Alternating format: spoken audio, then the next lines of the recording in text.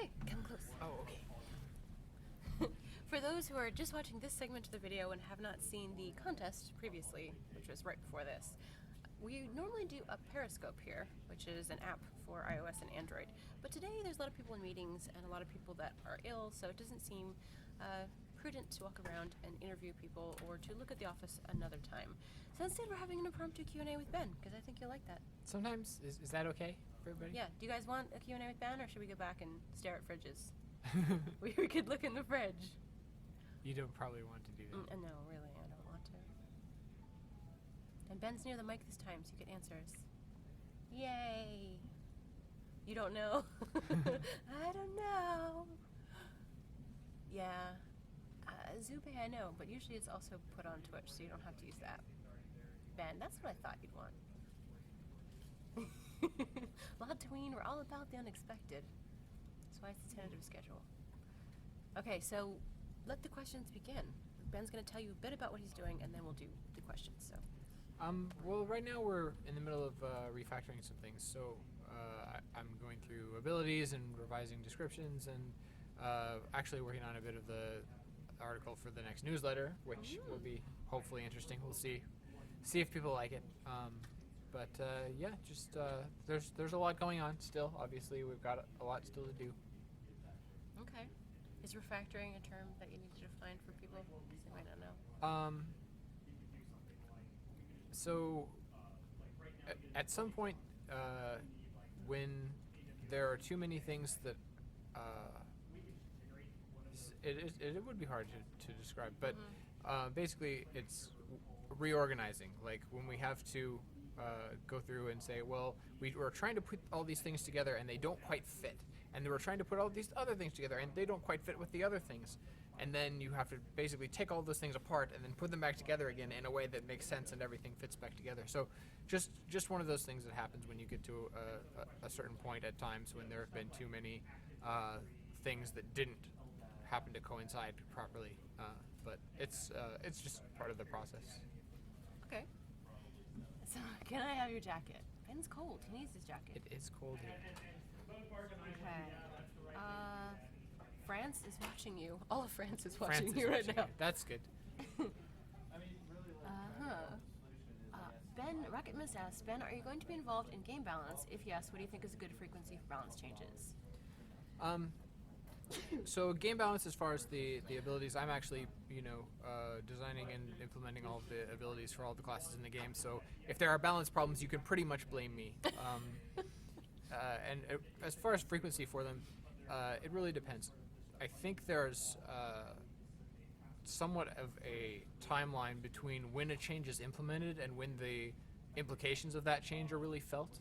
So you can't necessarily have a knee-jerk reaction to, okay, we just changed something, and then immediately know how that's going to play out, because it takes players time to, recognize what has been changed, adapt to the differences, and then really build a new strategy, or revise their character builds, or decide, well, we now want this class in our group instead of this class, and then that changes the meta of how group balances work and what skills are important, because maybe if the average group composition has changed and you want, more tanks, whereas before you wanted more mages or something, then that will change, a lot of things throughout the entire game that take a while to actually work themselves out. So if you're making balance changes too rapidly, there might be not enough time to have left for those things to actually have worked themselves all the way through. At the same time, if there's something egregiously wrong, like there's kind of a difference between just a revision to try to improve balance and like a fix to something that would actually be a bug. So if there's something where something is off by a factor of 10 because we put in 1,000 where we should have put 100, something like that. Like that's the type of thing you can fix as soon as you recognize it. You're like, oh, that's obviously blatantly wrong. That's not the way it was supposed to work.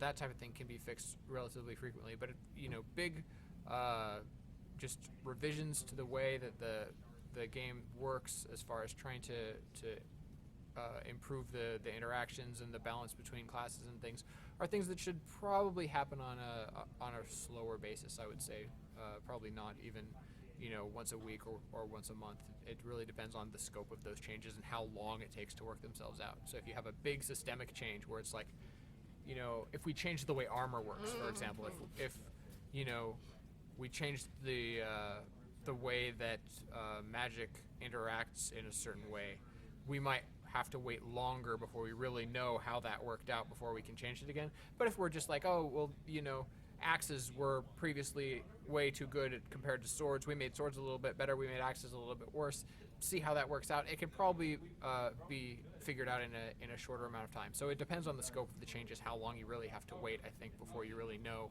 how those changes worked out in practice. Okay, well, I changed the title of the stream. Caldrick is asking, due to crunch, roughly how much of your body is caffeine? I tried to not do too heavily into caffeine. I know that a lot of people here prefer the either Coca-Cola related things or Red Bull or that, or just lots and lots of coffee. I don't personally, a lot of that most of the time, but crunch is always a difficult thing, and when we're here not only late every day but also coming in on weekends and working from home a lot of the time, that can really be difficult. And so we try not to do it all the time, even when there is a lot to do, because it really is something that does tend to burn people out if you do it for too long. But our average week is probably, for most everyone here, longer than 40 hours already anyway, on an average week when we're not even crunching. So putting in those extra hours is something that we only do when it's really, really important, like when we're trying to get all this ready for you guys for beta. So James Goblin asks, how do you plan to separate non-instance battlegrounds for lobies from the rest of the world? I think he means like starting area. Okay, so we're sort of putting together a way for new players. So if we were to just take new players and throw them into the game along with everyone else, they would first of all be fairly lost, but they would also be not very well received, because they wouldn't know what they were doing and probably immediately get killed and not have a very good experience. So we're kind of trying to separate that off such that when we have new players in the game, because a lot of the systems and functionality and things in the game and the interface aren't the same as a lot of games that you've previously played, a lot of those things you kind of want to have an opportunity to work through and understand, well, how do I actually, instead of getting my abilities pre-made, I have to build my abilities, and how does that work, and things like that. We want to really front load a lot of that in the newbie experience, so you can get kind of the fundamentals of understanding how the game works before you really have to worry too much about integrating yourself into the larger scale. So when you first get in, you will probably go into something that is instanced, and the reason for that instancing is to support all of the players who are new, all ending up in the same place, or being able to spin up a bunch of those places if, for example, when we first launch the game, like day one of release, we're going to have a lot of new players, right?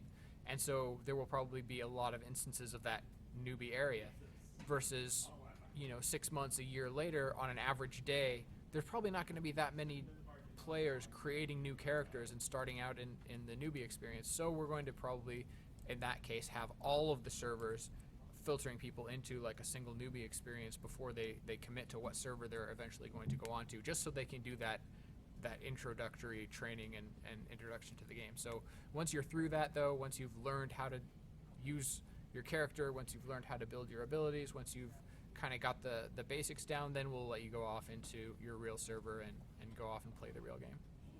And if you don't want to do it because you're just making an alt or whatever, you can just skip that and jump in and take that for yourself, as you already understand what you're doing and don't need an introduction. Okay, this is a longer question, but it's interesting. Hellsish. You stated when handling the physical-magical dichotomy of damage types that tanks are more susceptible to magic damage types than physical ones in general. Considering the Flame Warden's range and fire damage, can it be assumed that TDD will have an even harder time fighting into Arthurian buildings? How do we expect the TDD to siege successfully, especially when they've been established as skirmishers who wouldn't want to involve themselves in the long, exhausting effort of a siege? Okay, that is a very long question. So tanks or melee heavy characters or armor specifically being weaker against magic than it is against physical attacks is sort of one of those rock paper scissors sort of a thing of like you can be good against some things, you can't be good against everything. Obviously heavy armor in a lot of cases is better than lighter armor against physical attacks. Lighter armor is better against magical attacks than it is against physical attacks, that sort of a thing. So as far as that factoring into the realm balance, it doesn't really, because heavy armor for TDD or heavy armor for Arthurians Arthurians have heavier armor, they're better at defensive things in general, but it doesn't really swing very heavily. Like heavy armor is still good for the other realms as well. As far as the TDD sieges. yeah, the sieges, like, because the Arthurians are good at defense, they probably will be very hard to siege against, relatively speaking, of the different realms. The TDD, on the other hand, are kind of good at tricks, and so the way that they will want to approach a siege is not the same way that Arthurians will want to approach a siege. So it's not that, you're just overall worse in that situation, but they'll have to go about it differently. If you've looked at some of the things Mark has been talking about, their siege engines and things will be different. The abilities that their classes have, their mobility as far as being able to get into the castle may be a little bit easier without having destroyed most of it. Things like that, so that they will have a mix of things that they can do so that they can deal with that situation in the same way that Arthurians sieging a Tuatha structure will have things that they can do in sort of a similar way. So the way that those battles happen and those situations happen will be hopefully, relatively equal in terms of who can do it, because siege battles, in the same way as open field battles, should be something that all of the realms can reasonably participate in and be successful at versus each other. But there will be differences in their methodology and their execution and their general abilities that they go about using and employing in order to accomplish that. Wolfspine asks, have you so far made any changes to skills because the game engine didn't support them? Yeah, there have been a few cases. A lot of the time that happens early on in development, such as we are still, when a lot of the new things haven't been finished yet. There would be, like, for example, a lot of the things that archers would really, really like to have to do with camouflage, and the whole camouflage vision system isn't something that's really implemented yet, and so some of their abilities that would deal with that really don't at this point, and so they're missing out on some of the things that they will eventually have that make them a lot more capable and interesting. So, but once we get that system in, they will get those abilities and they will have a lot more stuff to do.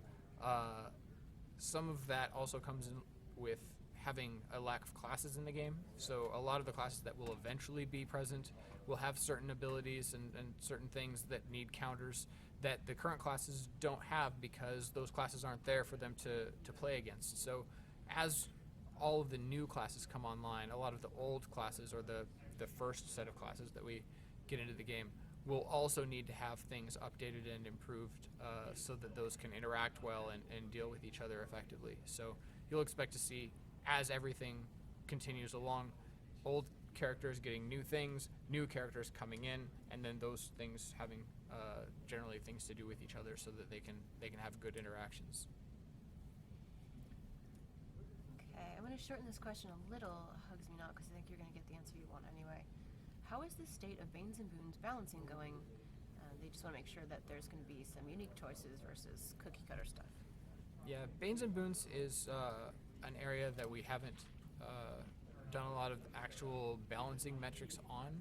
A lot of the time, because they're highly mechanical and not a lot of numbers based, right? So if you look at the way that the physicians' Banes and Boons work with their mechanics, like, it's hard to put numbers on that and know, with a comparison to, say, the numbers of just a healing spell or the numbers of, like, a weapon damage attack, like how much that should really be. It's hard to get that in.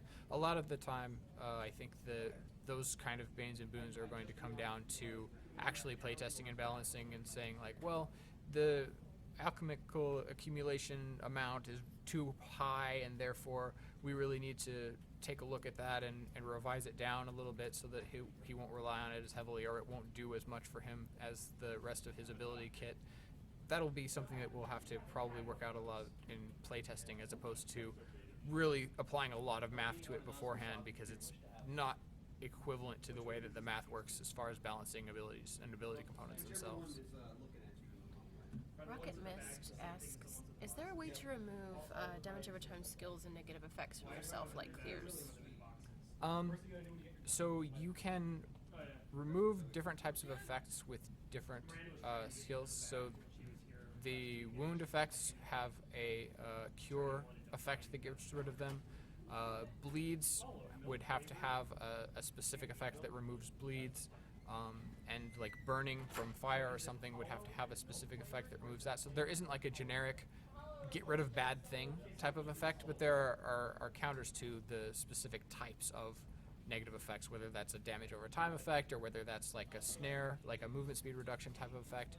Each of these different things has different bases. So if you had a fire-based effect, then things that remove fire-based effects would affect that, versus if you had a water-based effect, then things that remove water-based effects would remove that. Bramir wants to know if there's going to be content for players that want to play solo, like epic group encounters, task or quest-oriented goals. Things that people want to do solo, such as epic group encounters. I'm not sure what that means, because the epic group encounter and a solo. Are those different questions? They might just be three versions of what they're asking: solo, epic group, and task quest oriented goals. Maybe they're three different things they're asking about. Yeah, not exactly clear, but I can kind of explain how that works in general. So we want to support players playing by yourself, just going off and doing things in the world, in a group, you know, and sort of a small scale roaming sort of engagement group, and then like large scale as far as like epic battles, huge sieges, and the sort of large scale combat that you really don't get to see in any other MMO. And assuming we can have different objectives as far as things that the King of the Realm wants you to do, things that maybe other players have set up, like bounties and things, things like going out and visiting places of power in the world, and things like when we get into some of our more advanced classes down the line, such as scouts, going out and doing scouting sort of things and doing scouting reports. Like all of those sort of things can happen at these different scales, so that if you're playing solo, there are some classes that are going to probably be better for that than others. So if you're like, I really want to play solo, I'm going to play a healer.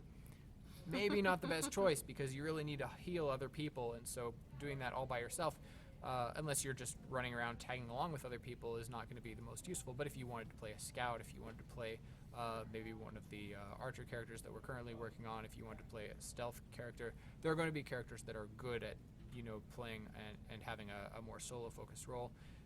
And likewise, if you wanted to play in groups, healers are really good, support characters are really good, and even archers and stealthers and stuff can fit into group roles as well. So there will be these different scales and different things that people can sort of be attracted towards and focus their experiences on, depending on which of those scales of activities you really like the most. James, I don't think we're quite to the point where we can say that yet. The second question, though, you asked, will we have target dummies, especially in the starting area? Yeah, so we want to set up a good configuration of target dummies. It's kind of difficult because we need to account for real characters, like characters that have facing, where if you have a backstab or something, the target dummy, you can be behind it and backstab it and get the benefit of that.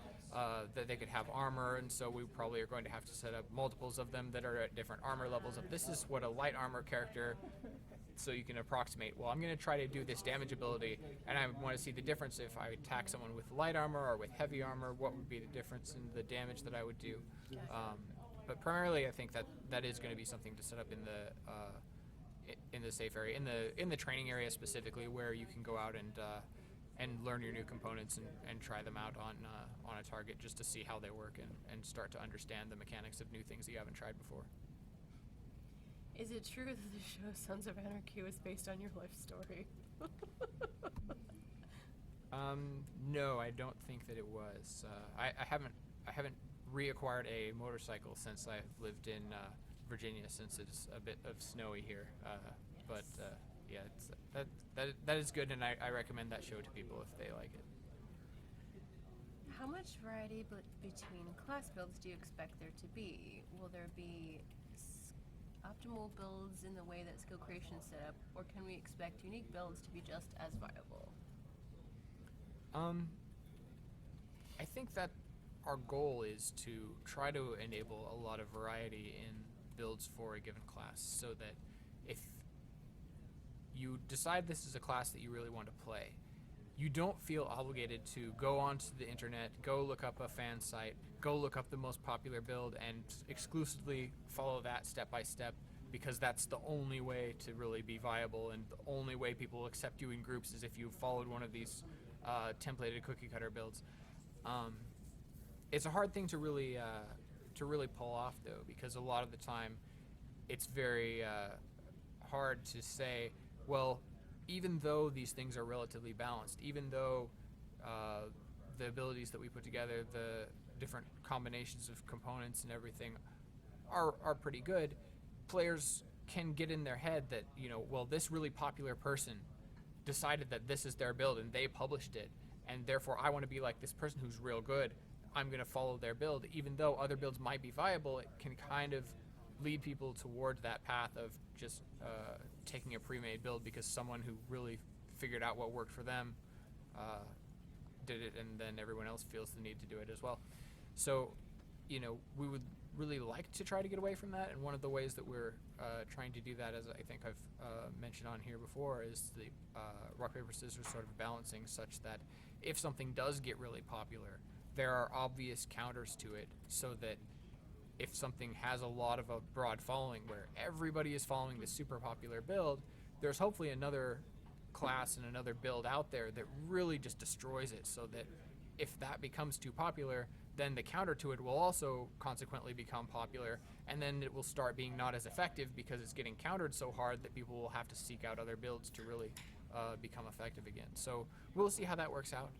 But it's something that we're definitely looking at very hard as we put these classes and components together, and we'll see how that works out over time.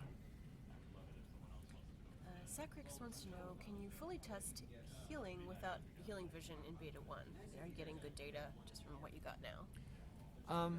So it is hard at times to divorce the interface from the effectiveness and the balance overall. It would be nice if we could piece all of those things together at once to kind of deliver a complete experience with all of the pieces there. As we move through early testing, though, a lot of the pieces aren't going to be there. A lot of the UI isn't final. A lot of the features that we'll have later on aren't final.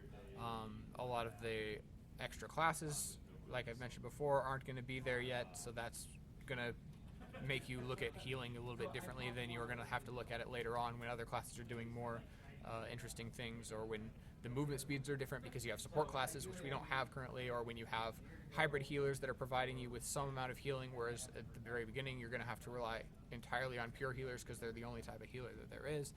There's a lot of these things that really are going to throw off the impression of the combat as a whole, but also healing in specific. And healing vision is a good example of that, because it will be hopefully a good experience to be able to use a mode that lets you look at players in the game and understand what their health is without having to click target them or having to tab target them or having to have them in your group, all those sorts of things. But the heals will function in the same way, and within the context of groups and within the context of people that you have targeted, you will be able to heal just as effectively even without that interface helper. So we'll see how it goes. I think earlier in testing we're going to be focused a lot more on groups and group healing, and we're going to be providing some extra UI help there to show you the status of people in your group without allowing healing vision, because that is just a more complicated system that we have to prototype how to develop with our UI and with our particles and visual effects systems. Wolfspine asks if there will be race-based abilities. There are some race-based abilities listed out as far as things that you can get as when you play a different race, like the Hamadryad tail attack and things like that. We don't have those races in the game for Beta 1 because they require things like tails that are hard to support, and they have some different needs as far as their modeling support and their way that the armor will fit onto them and things. So eventually that's something that we probably will do a bit of. We don't want to make races probably too necessary as far as, well, to play this class really well, you really should be this race, otherwise it's not good. So those abilities will probably be kind of generalized so that no matter what race you're playing, no matter what class you're playing, that combination can work out in some way that's somewhat advantageous. Obviously not everything will be perfect. If you're playing a Lutrapan as a tank, that might not be the best choice, so there'll be some things that are questionable, but hopefully there will be a lot of openness to that so that it's not just the only way to play this class effectively is if you also pick this race. Progression question from Hugs Me Not. Do we get anything other than brownie points for following you in game and healing you against your will? Like outside group, I guess, solo person who's helping. So progression in general is usage based, which means that as you use things based on the usage of an ability and the components that are inside of that ability and the effects that ability had on a person, that gets you some progression. There's also some contextual progression that goes on. So if you're healing someone who is in a big battle, let's say, where there's a lot of players, a lot of damage, a lot of importance around some objective or something, there could be some other progression bonuses from that. And so if you're just healing people, you're not necessarily going to get the most use out of it. If you're healing people who are involved in objectives that your king cares about, then there's some more benefits from that. If you're in a group with someone, though, that's probably the best bet for making sure that you and the other people that you're playing with all get to coordinate in together and all get the credit for everything that you're doing as far as the context of overall progressing world objectives and things like that. Gorgorico has nice things that they're saying about excited to play and how the game rocks. That's nice, thank you. Okay, yeah, James, not gonna answer that.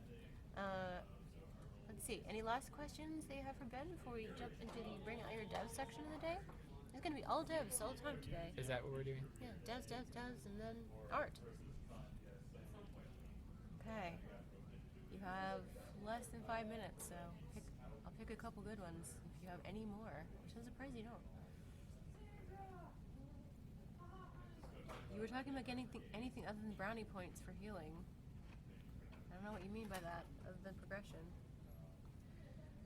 Okay. Will armor work by reducing incoming damage by percentage or a constant?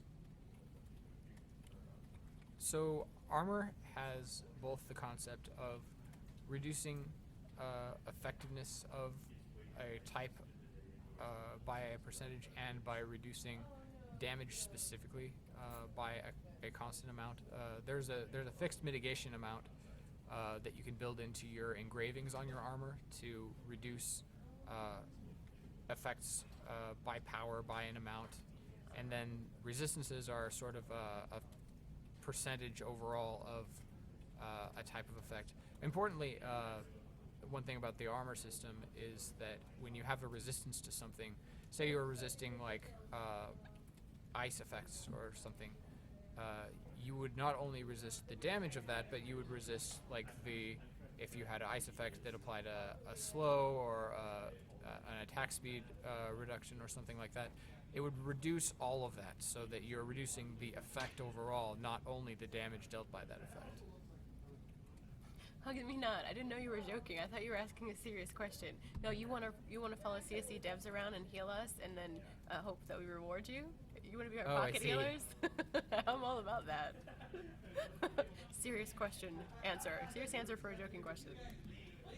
Okay. Are there components that do the same thing but have different penalties, like longer repairs or longer cooldowns, etc., from Rice 0546? Usually not. So usually component functionalities are what differentiate them, but their stats can be modified by the modifiers that you attach. So if you have, say, a primary component and a secondary component, that would do a certain type of effect, right? It would have a specific functionality, and it would have a set amount of each of the stats that are built into it. But then if you added on a modifier that said, I'm going to do this ability, but I'm going to spend a little bit more stamina to deal a little bit more damage, or I'm going to give it a little bit more of a preparation time, but then it'll gain a little bit more range. Those are the type of things that modifier components tend to do, so that it's not a different functional component, but it's a different modifier that just is changing and adjusting the stats so that you can kind of tweak those and adjust them to the more fitting to the playstyle that you're trying to accomplish. Stenlinger 85. Will there be an option to automatically hide all the abilities not suited to the current selected weapon? Yeah, so eventually, unfortunately what you see right now, if you've been watching alpha videos or whatever, is just the standard sort of MMO hotbar. What we're trying to work toward is a hotbar-less system in which buttons are kind of free-floating and can be attached to one another into sets, and then giving you the ability to toggle sets on and off, so that if you have a bunch of abilities, say, that use one specific weapon type and then you're not using that weapon type, or all of your abilities that are really good for siege but you're out roaming the open world and you're not doing a siege battle today, that you can actually toggle that set off so that you can take it away. And then if you were to replace it with another set of buttons, let's say, you could bind those buttons to the same set of keys, and as long as you set those sets to be mutually exclusive to each other so that only one of them can be on your screen at a time, then you could reuse those same keybinds. So if you had your keybinds of 1, 2, 3, 4, 5 for your sword attacks, and then you're like, well, today I'm using an axe and I'm not using a sword, you could hide your sword skills, bring up your axe skills, have 1, 2, 3, 4, 5 bound to those skills as well, and then you would be able to use those without having to have unique keybinds for every set of things. Do any spells or skills benefit from using both of them in conjunction with each other? Like if I have spell X and use skill Y to do a different outcome than X and Y on their own?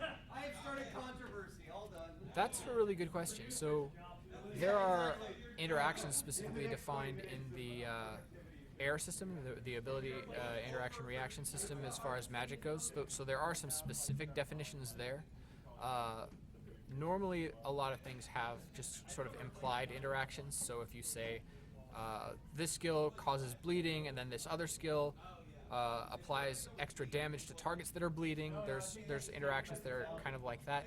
There aren't a lot of specifically defined combos like that, where it's like, if you use A, then you use B, then you use C, then something happens. Like, because then that really leads you down a path of, well, I have to A, B, C. I have to always do those skills. I have to do them always in the same order, and it becomes a little bit formulaic. So there aren't a lot of things like that. There's the possibilities, I think, in some of the more challenging classes later down the road, such as shapeshifters, to kind of do sort of microcosm things that are like that, but not in the same way, so that there is some multiple choice in there where there's maybe a bunch of A things, then a bunch of B things, and then a bunch of C things, and you pick one out of each and have to vary that up based on the ongoing situation, rather than simply having 3 things and always having to play them in sequence.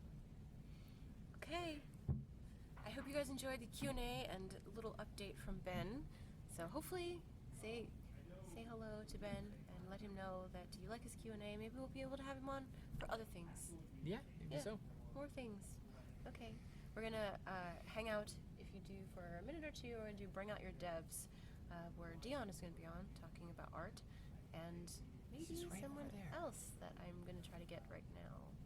Yay! Love for Ben. Yes, come More- back and answer more the long long questions. questions. Okay, Yeah, we'll see have you to do guys that in a minute. sometime. All right, thanks. Yay.